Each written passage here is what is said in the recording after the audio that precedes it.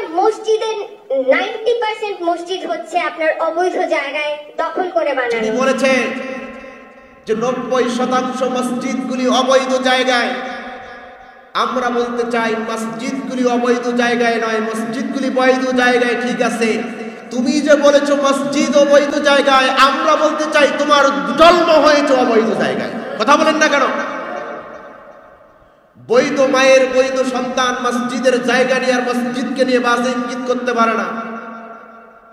যাদের পিতৃ পরিচয় নাই, যারা পিতার পরিচয় দিতে পারে না, যাদের মা বলতে পারে না তার স্বামী কয়জন, তার সাথে কয়জন পুরুষ মিলামিশা করেছে, তার সন্তানরাই বলতে পারে মসজিদকে নিয়ে বাজে মন্তব্য।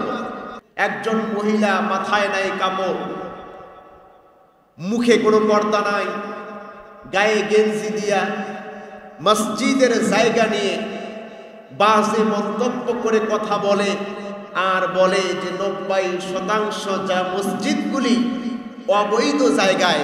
আমি আপনাদের কাছে জানতে চাই, আমাদের এই পলাশবাড়ি জামে মসজিদ বৈধ জায়গায় না অবৈধ জায়গায়? সকলে সাক্ষী দেন না কোন জায়গা?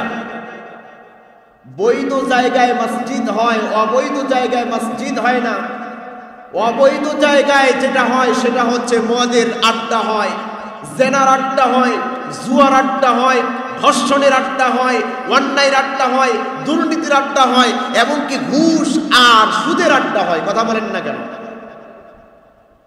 যিনি বলেছেন যে 90% মসজিদগুলি অবৈধ জায়গায়, আমরা বলতে চাই মসজিদগুলি অবৈধ জায়গায় নয়, মসজিদগুলি বৈধ জায়গায়। ঠিক আছে, তুমি যে বলেছো মসজিদ অবৈধ জায়গায়, আমরা বলতে চাই তোমার জন্ম হয়েছে অবৈধ জায়গায়। কথা বলেন না কেন?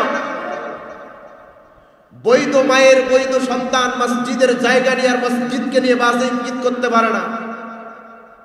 যাদের পিতৃ পরিচয় নাই, যারা পিতার পরিচয় দিতে পারে না, যাদের মা বলতে পারে না তার স্বামী কয়জন, তার সাথে কয়জন পুরুষ মিলামিশা করেছে, তার সন্তানরাই বলতে পারে মসজিদকে নিয়ে বাজে মন্তব্য।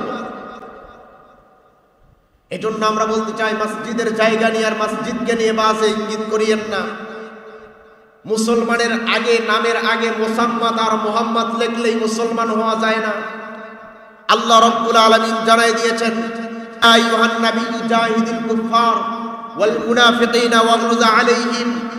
আল্লাহ রাব্বুল আলামিন জানাই দিয়েছেন যে এই কাফেররা, তারা নবীর কাজগুলিকে বাদ দিয়া, তারা ভালো কাজগুলিকে বাদ দিয়া তারা অন্যায় আর জুলুমের কাজেই তারা লিপ্ত থাকে। কথা বলেন ঠিক কিনা?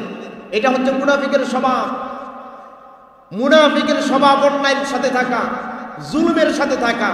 আর আল্লাহ রাব্বুল আলামিন জানাই দিয়েছেন যাদের মুনাফিকি স্বভাব থাকবে, ইন্নাল মুনাফিকিনা ফিদ দারকিল আসফালি মিনান নার, তারা নিশ্চয়ই কার জাহান্নামে যাবে। কথা বলেন না কেন? জাহান্নামে শুধু যাবে তা না, কাফের মুশরিকরা যেই জাহান্নামে থাকবে সেই জাহান্নামের চেয়েও নিম্ন জাহান্নাম দিবে মুনাফিকদেরকে।